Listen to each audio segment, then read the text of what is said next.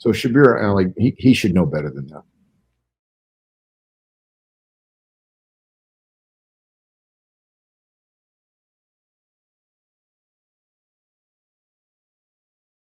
He didn't call God, Jesus God in John chapter 1, verse 1. He was saying that Jesus is the Logos, and the Logos was with God, and this Logos had a divine quality. And this is how Wallace, in his grammar and exegesis of the New Testament, has explicated it. He's not saying, John is not saying that Jesus was God in terms of identity, but he was saying that Jesus has a God quality. And hence, the best way of translating that would be to say that Jesus was the Logos was divine, and that has been translated by some others in that way, even though Wallace himself did not translate it that way. So no, John's gospel is not saying explicitly that Jesus is God. You will not find a simple, clear, declarative statement of this type in any undisputed text in the New Testament saying that Jesus is God.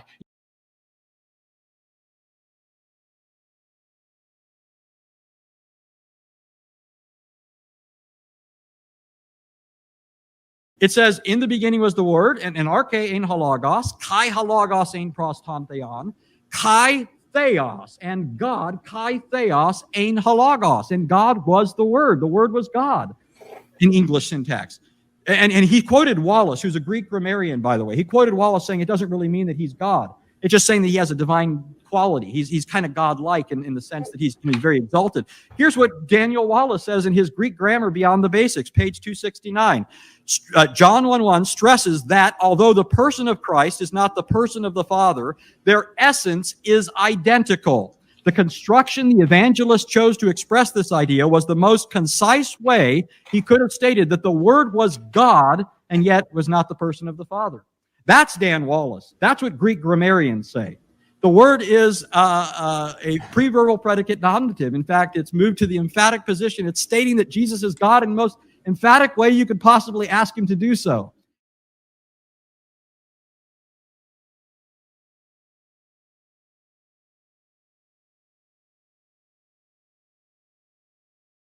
Shabir Ali says that you admit that John 1:1, where the word is called God, is qualitative, so that it should be divine, but that he is not God in an absolute sense.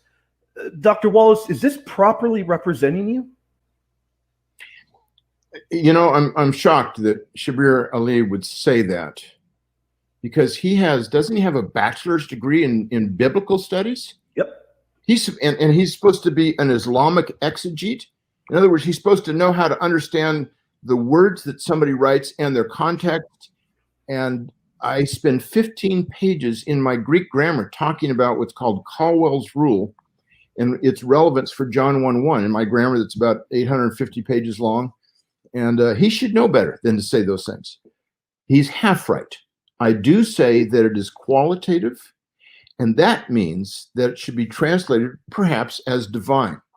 Now, frankly, if I say it's translated divine, that in no way is suggesting that Jesus is less than full deity.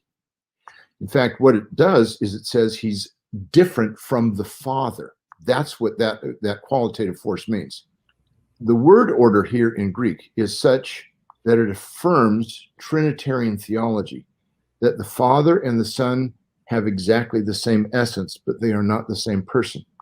If the order had been the Word was the God, where you actually have the article the in front of God, that would be Sabellianism. That is, the Word is the same as the Father. Yep. But if you have, what you actually have in Greek is theos, God, ein, was, halagos, the Word. But Greek grammar requires the article, the noun with the article to be the subject, so it should be translated, the Word was God. But God, the predicate nominative, is thrown forward in the sentence for emphasis. If it were to come after the verb, then that would be Arianism, as Luther says. If it came after the verb, it would mean the Word was a God. What John writes is against Arianism and against Sabellianism.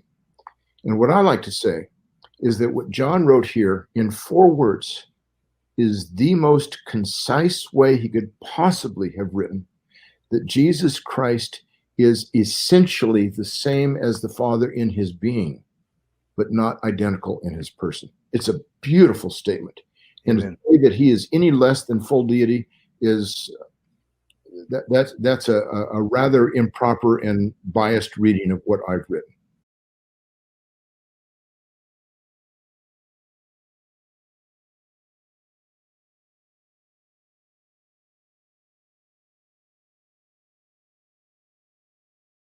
In the beginning was the Word, and the Word was with God, and the Word was divine, which would be the best way of translating it. But Daniel Wallace, an expert on translation, says we won't use it that way, though Moffat gave it that rendering, because nowadays people think of divine as meaning many things. Many things can be divine. Angels can be divine, and so on. And of course, we might add that somebody may eat a chocolate cake and say that this is divine. So because of the ambiguity of the term, he shies away from it. But he emphasizes that the statement there is a qualitative statement. Jesus has this kind of divine quality, not that he is God. And to say that he is any less than full deity is that's a rather improper and biased reading of what I've written. So Shabir Ali, he should know better than that.